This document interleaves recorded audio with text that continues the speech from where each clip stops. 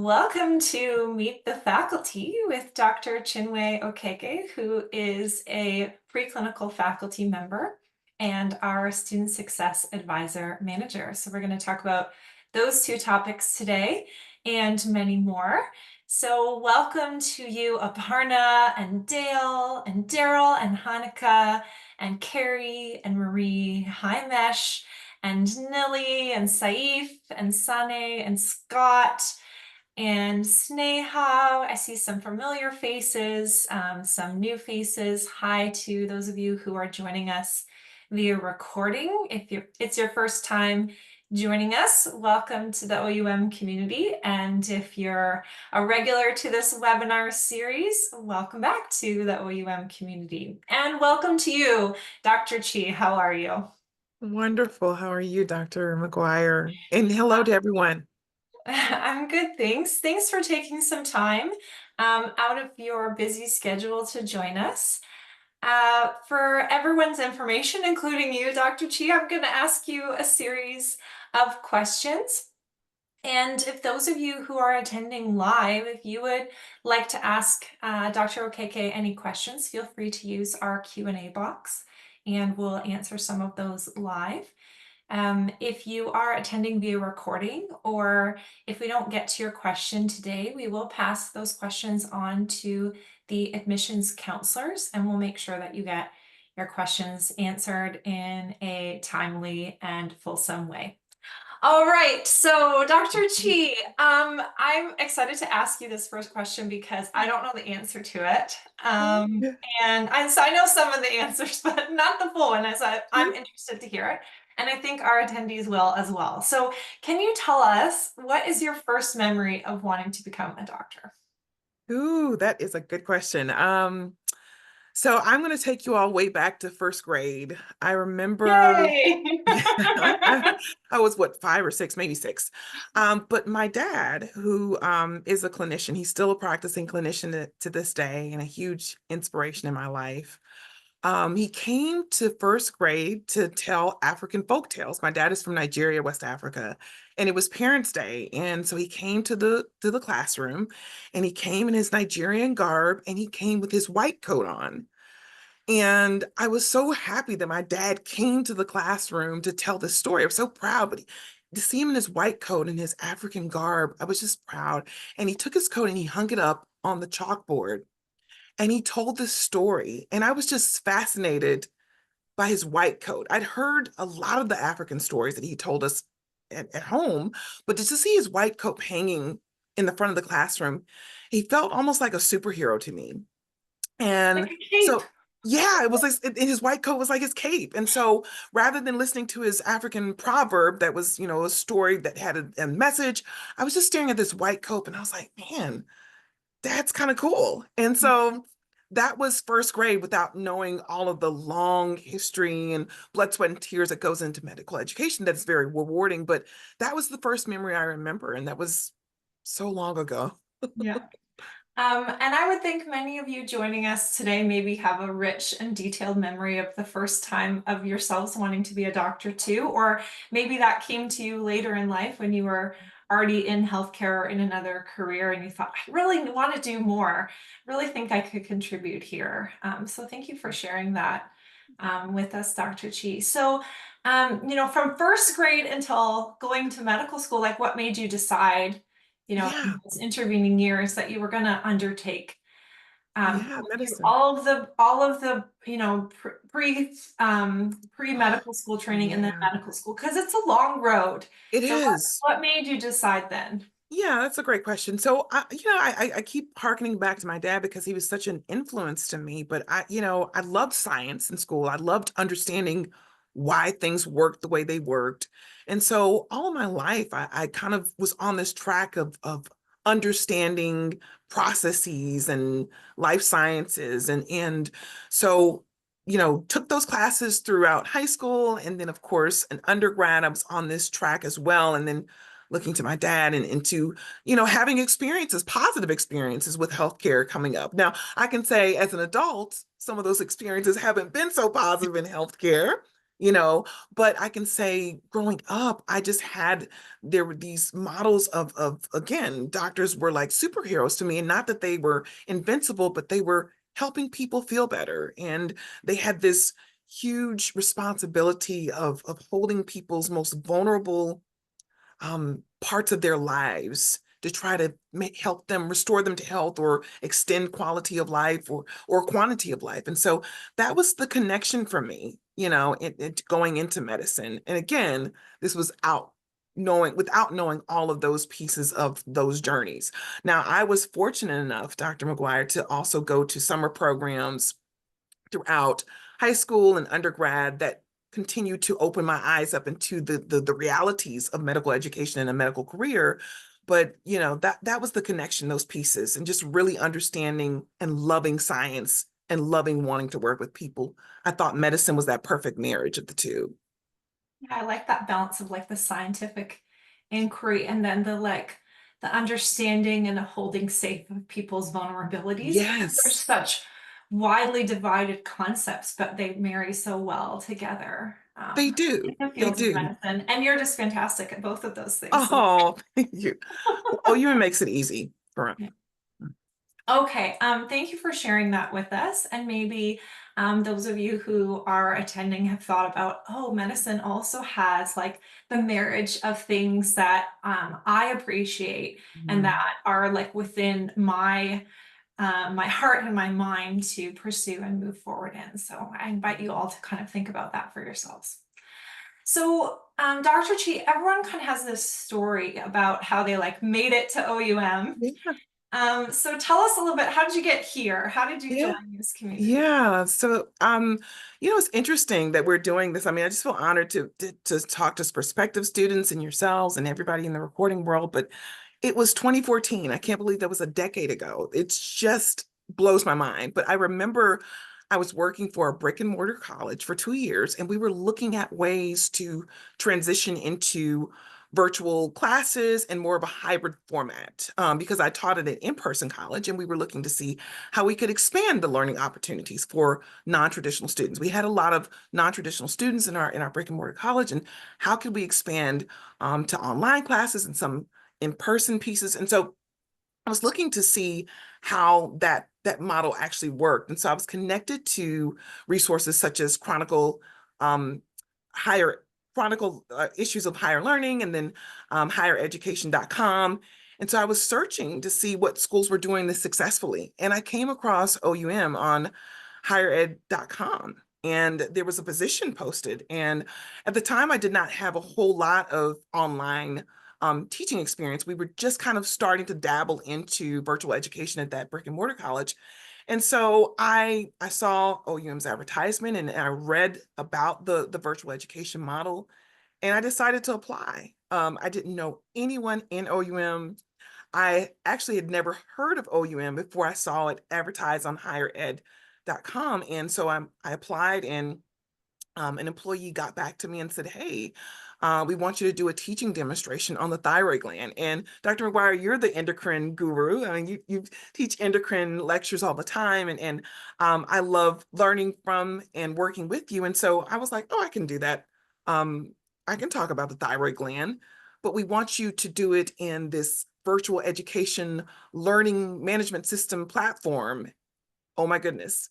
But it happened. It happened where I called on a couple of people who had had expertise in this before, and I practiced with them before I did my teaching demonstration. And then voila, OUM gave me an opportunity. And I can tell you, Dr. McGuire, I mean, from 2014 to now, just to kind of recall that story of how I had this unusual pathway here, looking for a model for another institution, and then landing in this space where OUM has been, you know, providing virtual education for a long time. Before COVID, before it became in vogue to have medical education classes in this way, which works for a lot of people, I just felt really fortunate just to have the opportunity. So that's how it happened. And 2024, I can't believe it.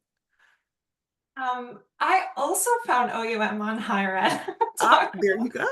And I was gonna say, like, isn't it so funny that We got into it. I think we maybe started near around the same time. Probably, And probably. Mhm. we were doing this way before people Yes, were teaching online medical school or other yes, things as well, and how we've really had the opportunity to see how online education can be shaped and how it can grow and how we can use different models to improve student education. absolutely. I mean, even at that time, it was like you can't learn anatomy without a Right, cadaver, and now most right. medical schools use the same model of I, virtual clinical yeah, therapy. I So, was, I completely agree with you, Dr. White. I was speaking to Chairwoman Gold last year at the student conference, and I told her, I said, we were pioneers mhm. of teaching education this way, medical education this way, before people were forced into medical education this way because of COVID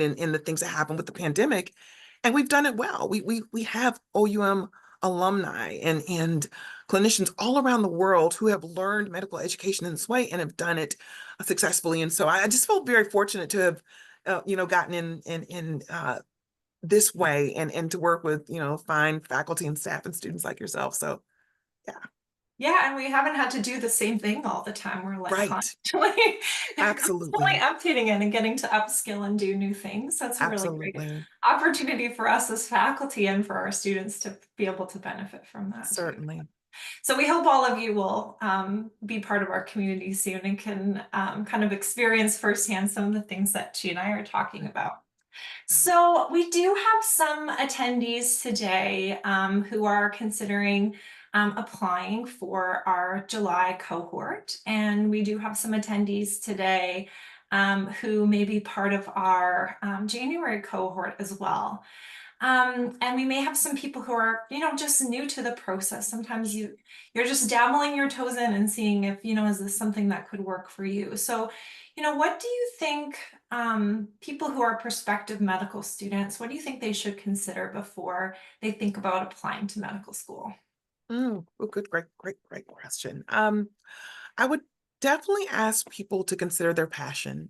Um, and what I always tell people, Nicolette, is that you can't outrun your passion. It will chase you down your lifetime. I always wanted to go into medicine and I wanted to teach. Like this was not happenstance. I wanted to teach in medicine, medical education, and this manifested in this way. But people who want to work in medical education have to have a passion for it. And if they are non-traditional students who went into another career and had families, and this has come back to them at this point in their life, that's passion. Their passion has returned back to them. If they have always known, or if there was a first grader who was looking at her dad as a superhero, that was passion. And so what I would say is check your passion. Check your passion at the door. Is this something that you absolutely have to do to feel fulfilled in your life's purpose? If the answer is yes, I say this is the right place. If you're on the fence and you're still thinking, can I do this? Am I passionate about it? That's okay too, because we have lots of resources for you to discover, is this your passion? We have people to talk to.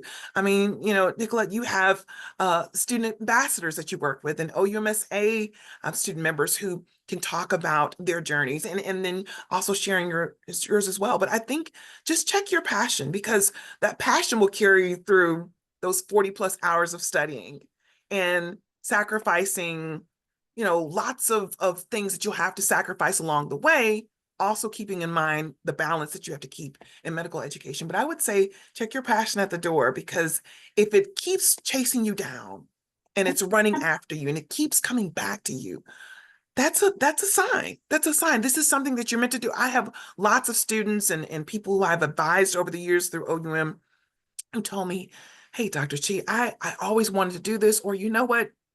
This light bulb came on because I had this situation. That's passion knocking you upside the head in Yeah. a nice, gentle way. I know we do like in advising or through the OUMSA or a lot of our student ambassadors and other students too will talk about like how for a long time they've known that they want to be a Yes. physician, but they keep just like pushing it down. They're like, "Oh, Yes. no, it's not the right time. Like, just push this down or whatever." And it Sure. just keeps bubbling back to the Sure. surface. And I think there's something to what you're saying about like the passion. You just cannot ignore it. It's just gonna keep Yes. chasing you. Like Yeah. you have Absolutely. to just sometimes just go for it. And a lot of people will find the right time for them and they just go for it. Um, Absolutely. and Absolutely. I really am like so pleased to be a part of a community where we enable that. Like it's not, there's no perfect time, no perfect Sure. age for everyone that wants to be a doctor, and that we really Absolutely. provide a space that allows people that are like, I've been trying to push that passion Right. to just like go for it, which I enjoy. Absolutely.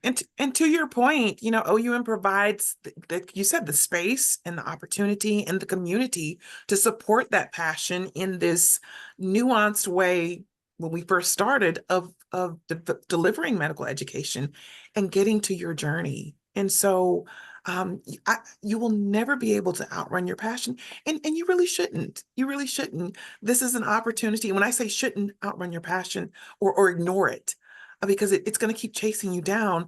That's you trying to fulfill a purpose and a goal. And we'll support that and nurture this in this community. Yeah. We, you mentioned like some of the ways that we support students, which is like Sure. we have our OUMSA, which is our OUM Student Association, which is very active. And we have our student Sure. ambassadors. And many of you who have been a part of this webinar series for a little bit may have met some of our student ambassadors, and they are also available to answer your individual questions, even outside of our webinar series. If you want to know, what is it like being an OUM student? What's the student's perspective? And we have students available for you to talk to.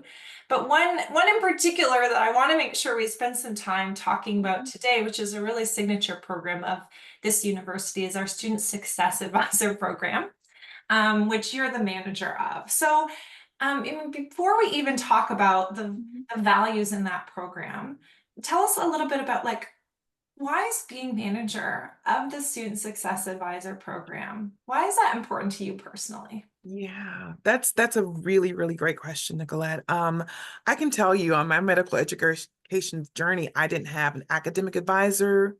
I didn't have a student success advisor. I had my peers, and the peers are great. They're a support system, and I had my dad who I would call and cry and hyperventilate before my test, and he would encourage me, and then I would go on and pass them. But I didn't have that academic advisor slash student success advisor piece that would have been a helpful link for me. This would be a person who was um, close to the university in knowing the pulse of the university and the inner workings and that guidance piece. And then also somebody who's objective enough to say, here are some ways to be successful. Here are some tips that students have used to be successful. Here is why you will be successful. And so the student success advisor role, managing the program is a personal passion to me because I like to pour into this program, into students, what I didn't get going through my medical education journey. I was successful, but I know that I could have been more successful with that linkage, that liaison that was a part of the university and had maybe gone through the experience of medical education or had enough resources to connect me to people who had been through this journey as well. So I am almost living vicariously through the students who come through the program because I wish I'd had this support when I was going through medical school. And you do it beautifully because you're so good at equipping the student success advisors that they feel confident and comfortable and they know how to support students as individuals, and also ensuring that students have access to the level of support that they need individually.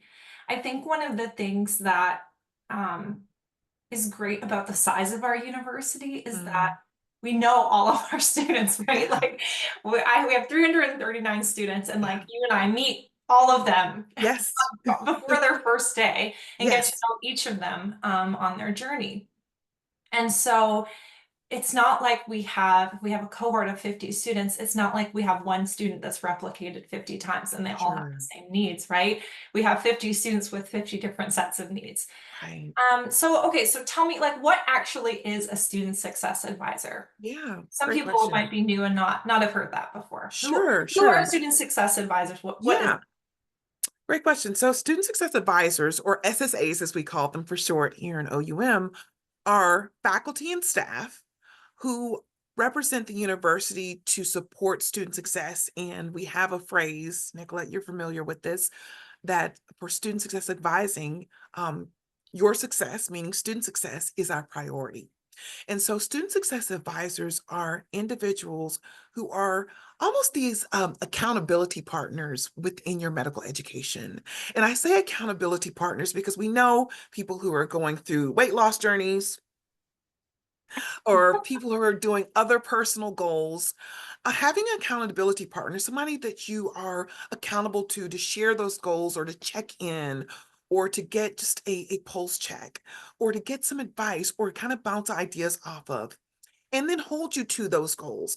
Student success advisors do that in three realms with making sure that you have time management goals that are realistic, making sure that you have self-care goals that are realistic, as we know that students are a whole person and are coming to medical school with families and hobbies and other interests outside of medicine, and making sure that studied strategies and techniques are part of that amalgam that we expect students to balance in medical school. So the student success advisors, in summary, are these accountability partners who help you hold those three pieces together in a way that you can live with the success that you will reap from having that student success advisor support.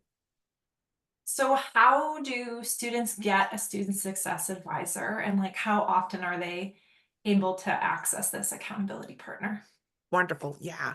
So we have an email address that students can reach out to. That's advisor at OUM dot advisor at dot request at OUM dot edu dot WS. And we'll drop that in the chat box at the end of the webinar. You can reach out for that.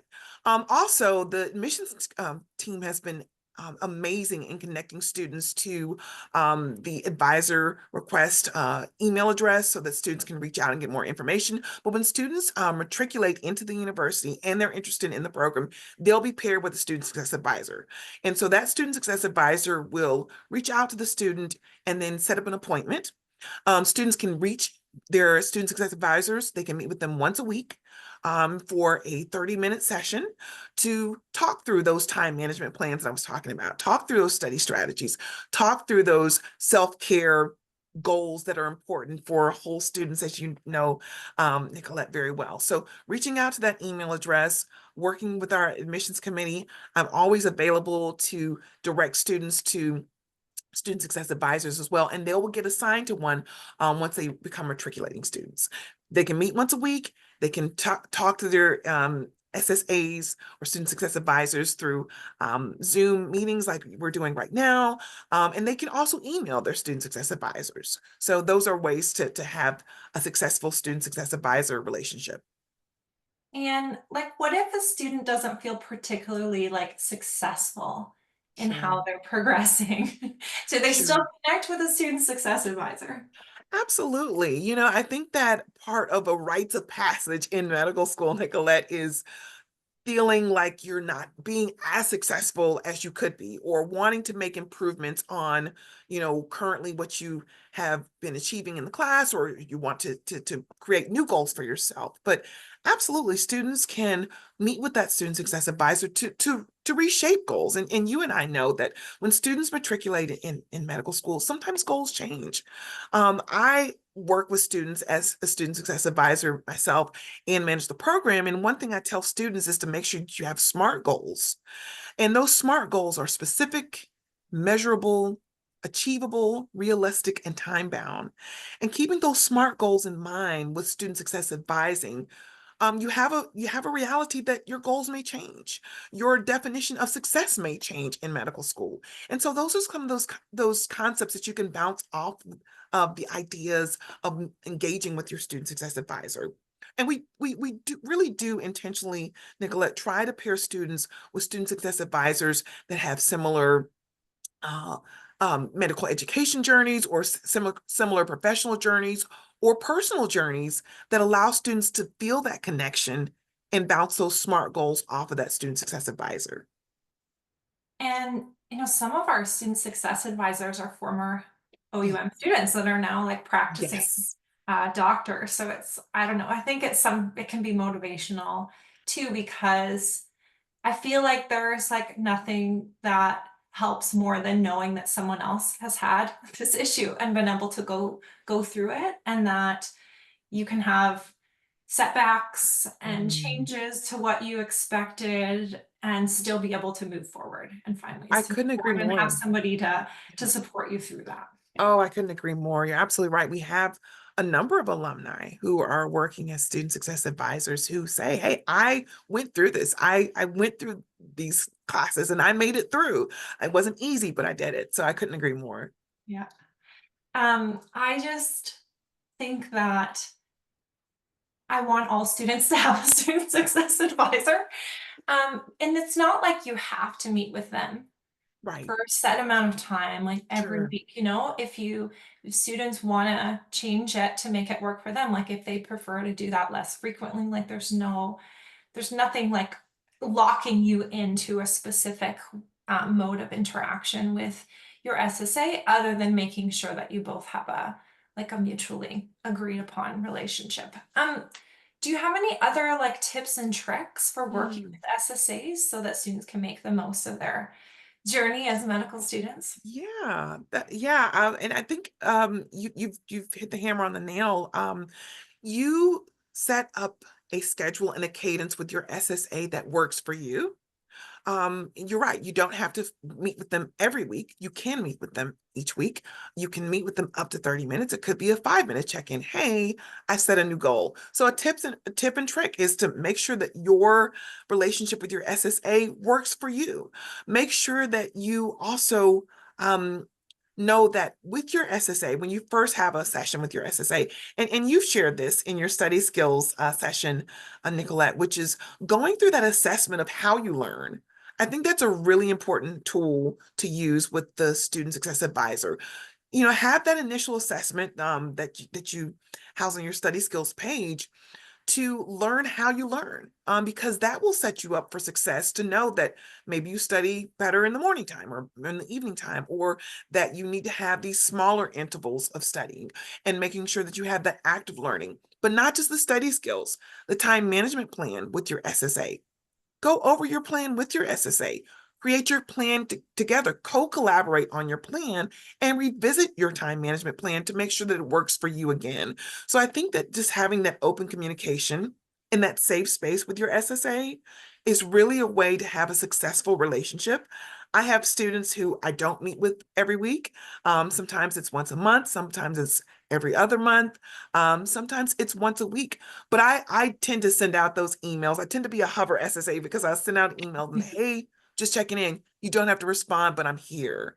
And I think that's part of the successful relationship, and a good tip and trick with SSAs and students, to know that your SSAs are here for you, not just for your success, but to let you know that you're not in this virtual space alone. We're here, we're in the background, and we still are rooting for you every step of the way. And so those are some tips and tricks I would say would be very helpful for a positive and productive SSA student relationship. I think that's great, and I really like the emphasis that you're putting on the time management piece, because it's Yes. such a key part of success in medical school. Sure. Because medical school is not just how long can you study Sure.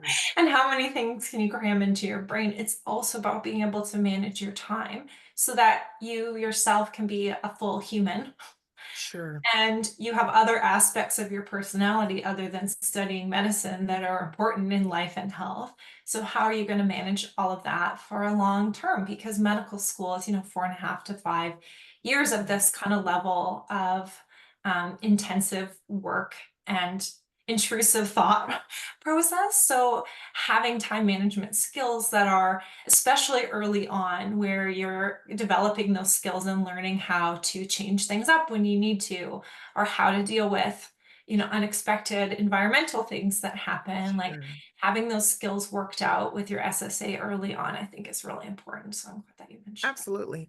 And you said it perfectly, Nicolette. I mean, coming back to your time management plan and your study plan with your SSA and revisiting it because life is fluid. And I mean, nothing is static. And so things might have to be changed and having that flexibility, but having that accountability partner in your SSA to say, hey, I'm thinking about these things.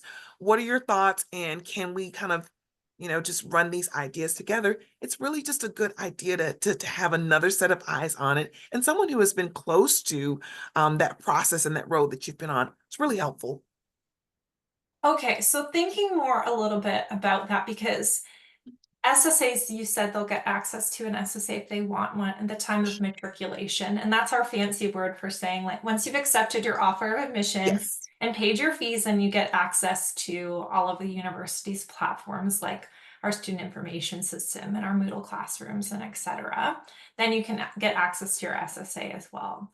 But between that time, a lot of students will reach out to us and say like, oh, what should I do to like prepare so that I can, hit the ground running when I matriculate into OUM. So what do you think, like, would you have any advice about what students should do between the time that they're accepted, which many of you who are here today have just been accepted, and congratulations. And we're looking forward to seeing you matriculate to our January class. So what do you think they should do between the time that they're accepted and the time that they start medical school in order to kind of hit the ground running and start things Yeah. strong? Yeah, that's a great question. Well, first of all, congratulations on all the people who have been accepted and will be accepted. We're excited to have you. The second thing I was thinking about as you were asking that question is I was thinking about a medical education vision board.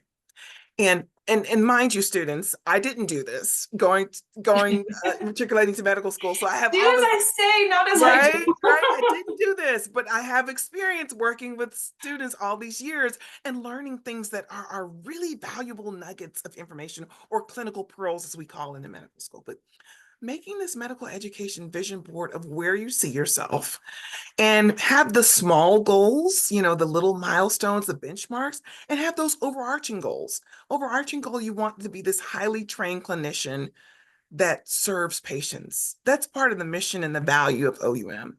Okay, that's the overarching goal. And that's what will help you to reach as you matriculate and go through your education. But the other small goals are, having X amount of pages read at a certain time with your time management plan, making sure that I carved out an hour for family time once a week.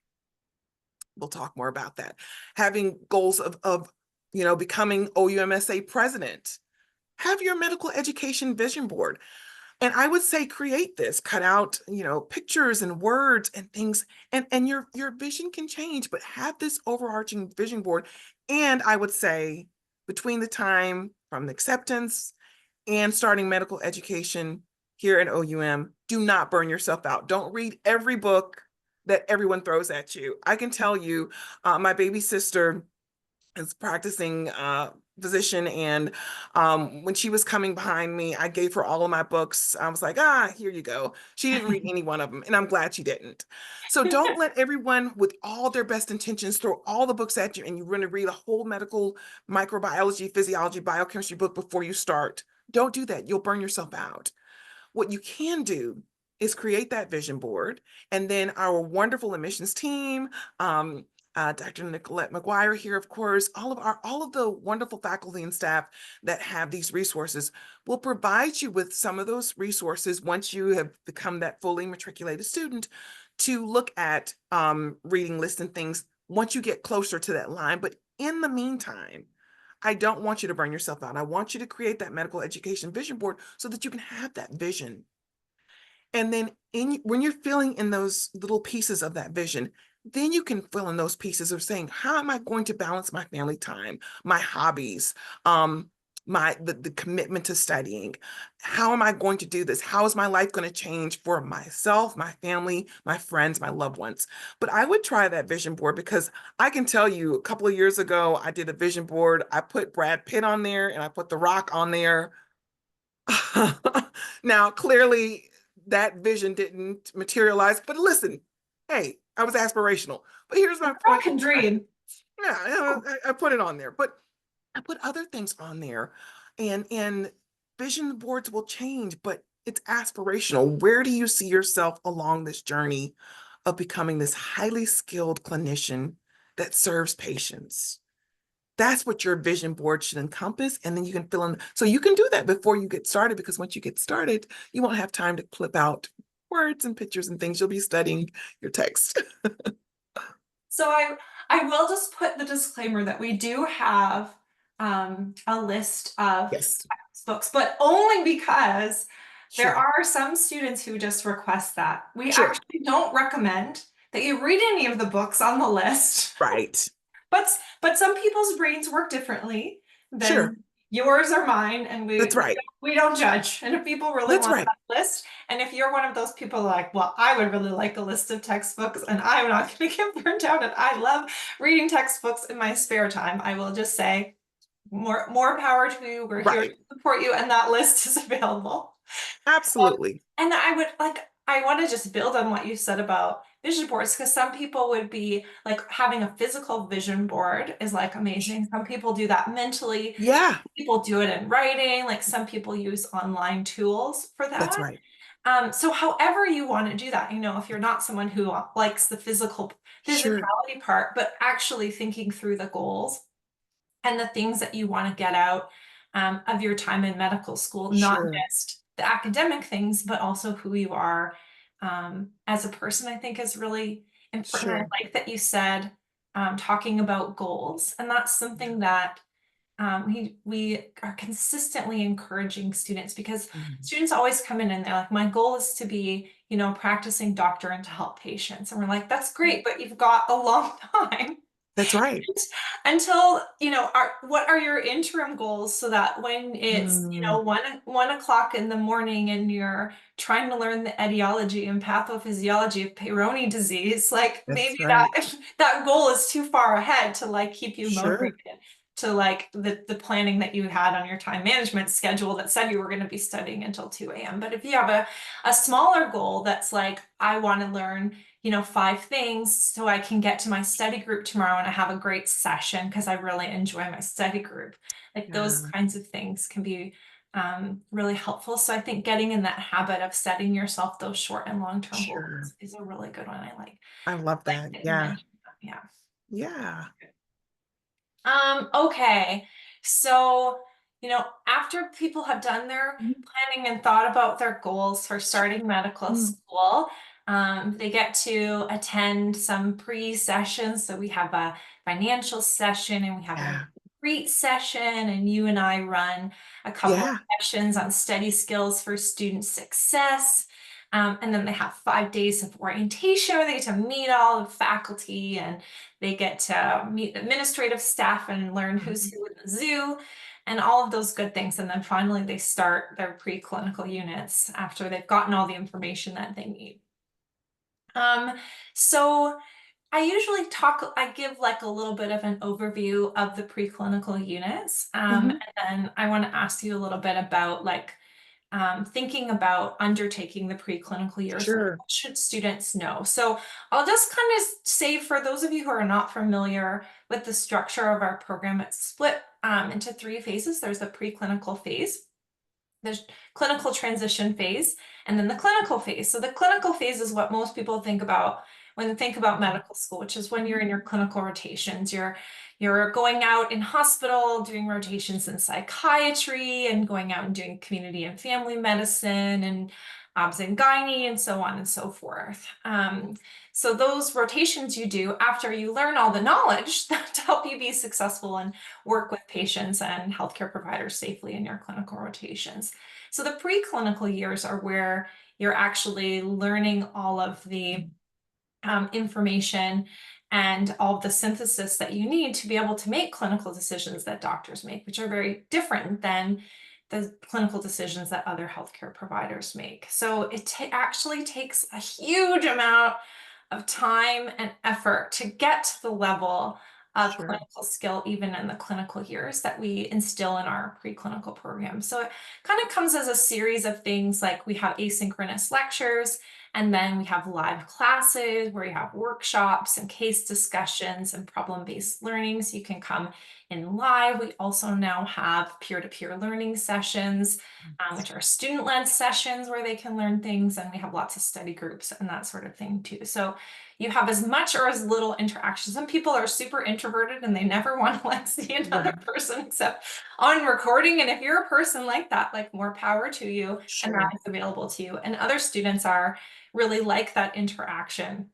And there's lots available to those students too. So, thinking about the preclinical years, like what advice do you have, or what thoughts do you have Yeah. about the kind of level of commitment and intensity in the preclinical years that you think our prospective and new students should know about? Yeah, I think that as you mentioned, you and I work together in the study skills sessions and some of the preclinical classes we work together as well. I think that making sure that students are actively learning has been a real big key for success in the preclinical years. And what I mean by active learning is not just passively reading textbooks, that are hundreds of pages of long, or chapters that are several pages long. But I think really taking that information and processing it in an active way, with maybe a study partner, or study partners, but also testing your own knowledge by creating questions. Lots of students like to use practice questions, but I think students making their own practice questions with that material has been a key component of students being successful. And I always tell students that when you're reading material or you've been presented with information in the preclinical units, I, put yourself in the teacher's shoes. What do you think that the teacher would ask you about it? Or if you were the professor, what would you ask about it? And that's hard for a lot of students to think of, well, I don't know what a professor will ask me. Everything's important. But here's the reality: when you're asking yourself questions about the material and really engaging with the material in that way, what you're doing is setting yourself up for success for long-term memory storage and critical thinking. And so when you do active learning by creating your own questions and then testing your knowledge with questions that have been pre-made by a question bank or your study partners or both, now you are synthesizing information and you're putting it in a repository for a way that you're more likely to be able to recall it when you need it. So I would definitely say actively learn by creating questions. And this is a thing that's a practice that a lot of students are doing, saying, hey, I've made my own questions and I'm taking them to the study group to present to the study group so I can get their questions, and we're all collaborating. I definitely would say that that has been a key, that a lot of the preclinical students have really delved into, Nicolette. Yeah. Um, we I'm just ending reproduction class, and it Yeah, got me thinking about how in our office hours for that class, we actually teach the students like how to make their own practice MCQs, because the way that we design our curriculum and all of our examinations and all of our practice questions is to be in the style of board examinations. that's So right. depending on what jurisdiction you're in, if you're in North America, you have examinations like the US medical licensure exams or the NAC or the MCCQE. And if you are in Australia, you have AMC 1 and 2, and in Mm, New Zealand, the NZ Rex. So the way that we design questions on your exams is the format that are used on those exams. So if you're yes, thinking about what is my instructor going to ask me, or also think about what am I going to face on these licensure exams that I'm going to be right. taking, at the end of the preclinical period or at the end of medical school in order to get my credentials to practice medicine. So if you're always kind of actively thinking about that, you have a much better chance of having really good outcomes on your licensure exams. And the way that the licensure exams is the same way that you you're going to approach when you get to a patient. Is you're going to Patients. look at, That's right. oh, I have a patient that's this age. They have this kind of history. These are their signs and symptoms. Yeah. This is what their labs and imaging say. This is what the histology says. What's my Mhm. diagnosis? What's my treatment? What's my management plan? So all of the questions are kind of structured like that. So if you just get your brain in the mode of the Sure. way that you're studying is like always thinking about how, what am I going to be asked on my exams? What am I going to be asked on my licensure exams? What am I going to be asked by patients? Because when you have a patient coming in with um, an enlarged thyroid gland That's who right. is really tired all the time, Mhm. you can't say, oh, well, I actually like didn't really enjoy that part. I didn't really enjoy endocrinology and Mhm. I didn't learn any of that. You're like, no, I have to go back to my preclinicals where I learned that the thyroid gland gets enlarged when there's too little thyroid hormone or too much. Now I've got to order some labs and figure this out, so on and so forth. So, Absolutely. um, I'm And kind of going off on a tangent because you can tell, like, I find this all really interesting and fun. And when students are thinking through those kinds of questions, it gets me really excited too. And I like students to think that way. right. And I can tell you that to your point, and I agree with everything that you said because I actually have talked to students who said, hey, Dr. O, I made up questions for myself in studying, and like five of them were on the test. And so students are actually preparing themselves, like you said, for the test that they could that they're going to face as licensure test and exams and as practicing clinicians because we want you to have those critical thinking skills. But what a wonderful way to study where you have created your own questions that actually show up on the exam so that you are really laying that knowledge down for long-term memory so that you can apply it practically to patient scenarios that you actually will see. That's really rewarding. And students in the preclinical phases of the curriculum who are doing that are finding that to be very successful for them as study habits. Yeah.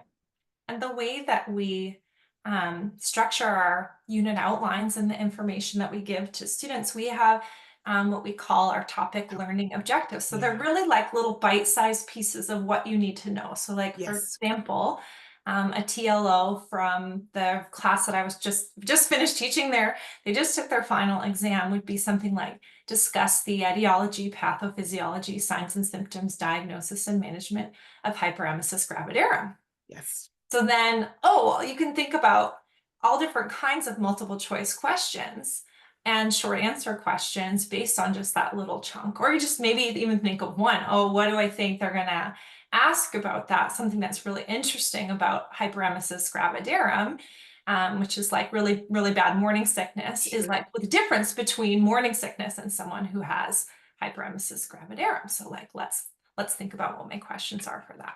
So. Absolutely. Anyways, we're getting all nerded out on our educator talk, but I know many of you who are in healthcare fields or who are interested in medicine get really excited too when they're thinking about, particular patients and specific cases and want to always think about, well, how am I going to apply this knowledge to helping patients in the future? How am I going to take scientific inquiry and marry it with patient That's vulnerability right. and my ability to reach my goals in life of being able to help patients both individually on a larger scale. Okay, I'm going to stop talking because I'm getting overly excited now, but we have a couple of questions in the chat window. The first one is from Mesh. Hi, Mesh. It's really nice to see you again. And they say, Chi, I'm glad you mentioned SMART goals. How do you track and measure those goals set for students? Well, how Oh, would I you? love that. So how would I measure and track SMART goals for students? Yeah.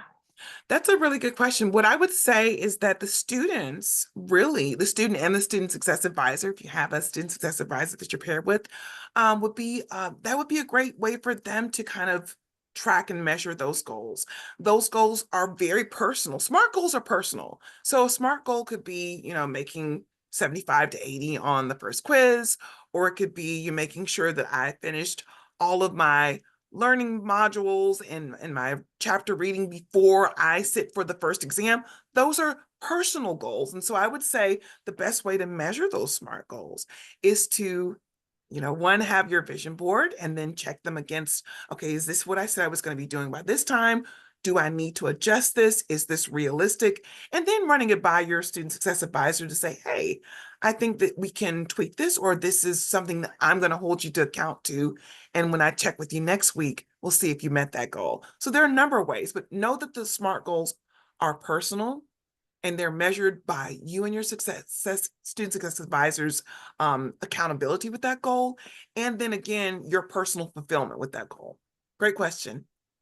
I want to expand on that too, Sure. about like, should students also like be sharing their SMART goals, not just with their student success advisors, but like also with other people in their support system? Oh, absolutely. I love that you brought that up, Nicolette.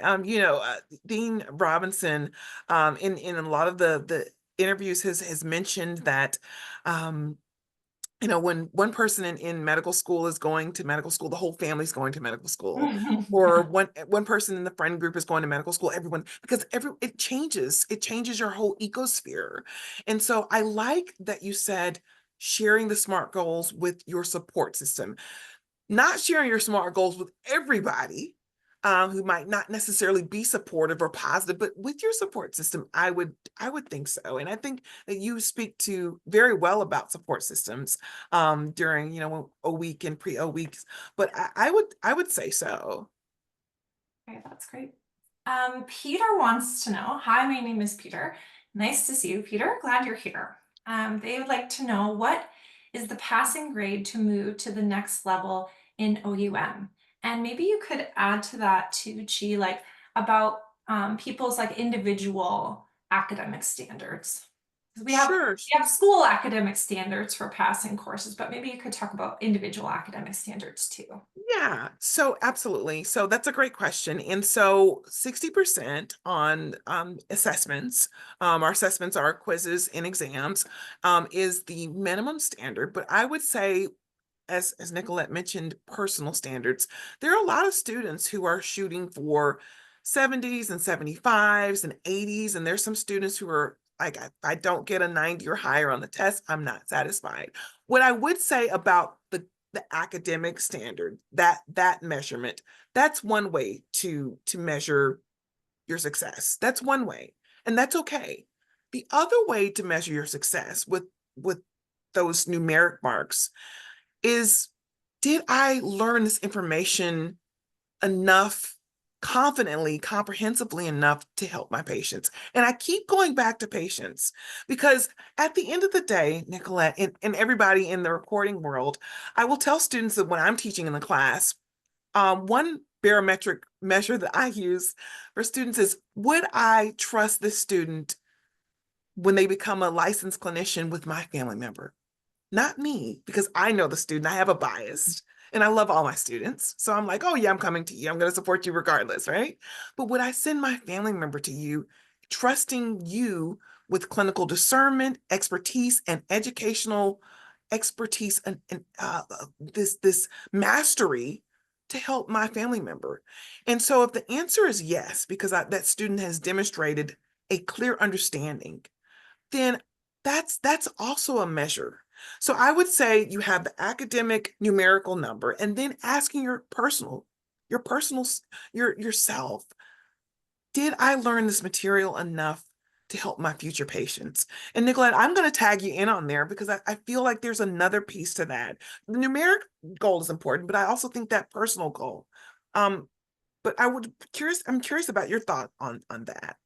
I I think the individual piece is really important. I Yeah, think it's great to think about what you want to get on an exam and sure, have that be a motivating factor. Like, okay, I've set my academic standard that I want to get 70 plus on every sure, exam, and that's really motivating for me, and that helps me like move along. If you're sure, not someone that's motivated in that way, then I don't think that's that sure. helpful. I think if you're not someone that's motivated by getting like a high grade, then you just need to be focused on ensuring that you're passing and ensuring that you know the material to the best possible best of your ability. Sure. And that's going to be different all the time. Sure. Um, like I know you and I are supporting students all the time where Mhm. like sometimes it's a great subject, you were like really looking forward to it, like you really are into the pulmonary system, Mhm. you have some background in that, or like you're just really interested in how the lungs work.